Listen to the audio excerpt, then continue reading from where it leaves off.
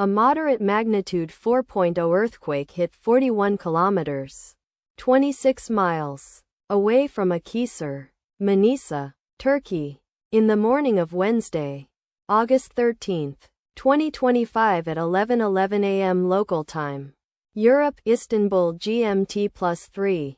The quake had a very shallow depth of 8.4 kilometers, 5.2 miles, and was not felt, or at least not reported so. First to report, Raspberry shake after 2 minutes.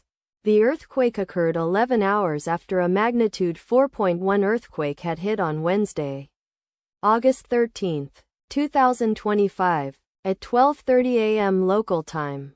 Europe, Istanbul GMT +3, in 0.9 kilometers, 0.5 miles, distance to the southeast. Data source from Volcano Discovery.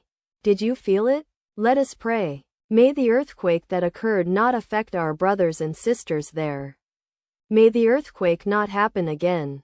And may God protect everyone. Amen.